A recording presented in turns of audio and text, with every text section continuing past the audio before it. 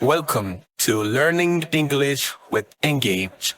Thanks to Nasir Ahmed Akbarzadeh, the founder of this method.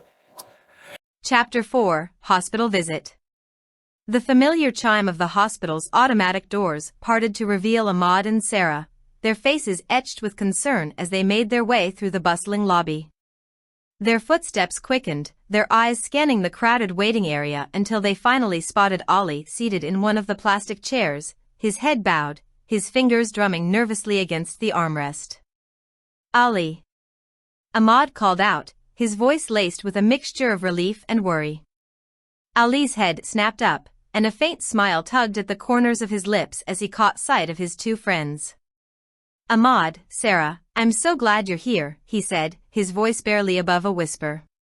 Sarah wasted no time in crossing the distance between them, enveloping Ali in a warm embrace. We came as soon as we heard, she murmured, her hand gently stroking his back. How are you holding up? Ali sighed, his shoulders sagging with the weight of his worry. To be honest, I'm not sure. The doctor hasn't come out with any news yet, and I've been sitting here for what feels like an eternity. Ahmad placed a reassuring hand on Ali's shoulder, his brow furrowed with concern. Well, we're here now, and we're not going anywhere. Why don't you tell us what happened? Ali nodded, his gaze shifting between his two friends. It all started a few days ago.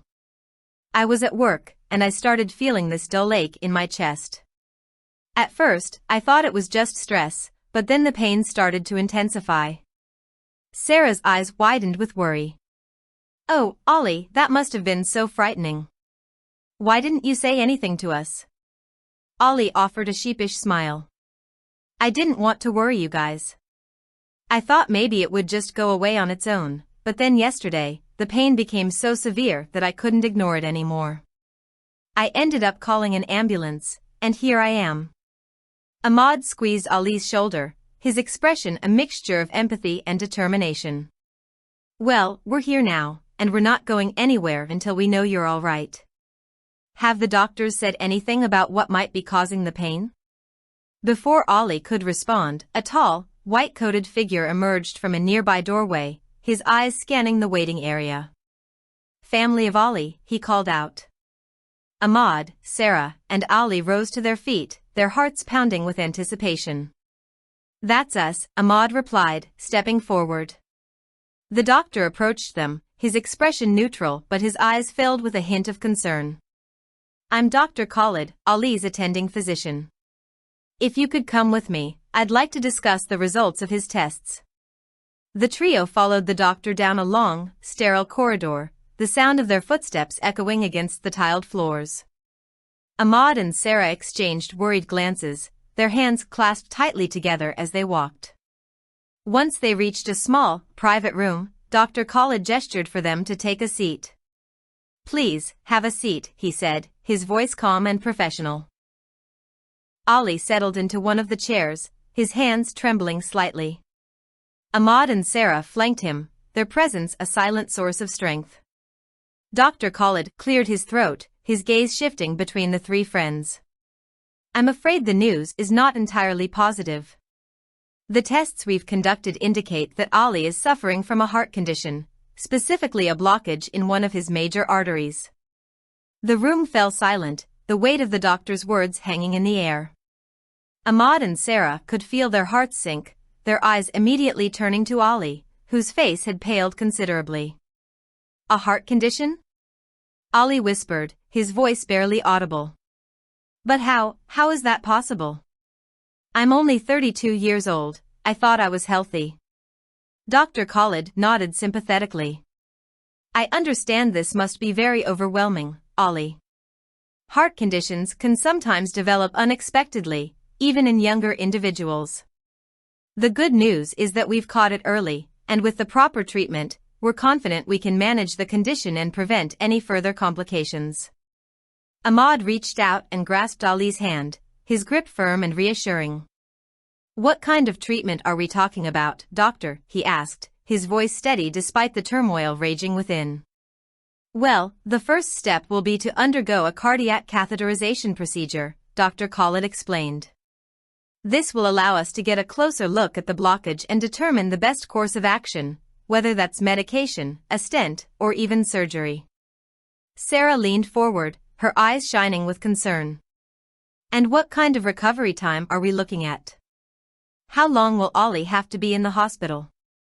Dr. Khalid offered a reassuring smile. The procedure itself is relatively straightforward, and with proper care and monitoring, we expect Ollie to be able to return home within a few days. However, he will need to take it easy for a while, and will want to schedule regular follow-up appointments to ensure his condition remains stable. Ollie nodded, his brow furrowed with a mixture of fear and determination. I understand, doctor. Whatever it takes, I'm ready to do whatever it is I need to do to get back on my feet. Ahmad gave Ollie's hand a gentle squeeze, his eyes reflecting the unwavering support he felt for his friend. We're with you every step of the way, Ollie. You're not going through this alone. Sarah reached over and placed her hand on top of theirs, her expression filled with a resolve that belied the worry etched on her features. Absolutely. We're in this together, no matter what. Dr. Khalid observed the trio with a warm smile, his admiration for their bond evident in his gaze. I can see that you have a strong support system, Ollie, and that will be invaluable during your recovery. Now, let's get you prepped for the procedure, shall we? As the doctor departed, Ahmad and Sarah turned their full attention to Ollie, their faces reflecting the concern and empathy they felt for their friend. The once bustling hospital corridor seemed to fade into the background, the only sounds that mattered being the steady rhythm of their voices and the reassuring squeeze of their hands. In that moment, the trio knew that they would face this challenge together, united in their determination to see Ollie through this ordeal. The path ahead might be uncertain, but with their unwavering friendship as their guide, they were confident that they could overcome any obstacle that stood in their way.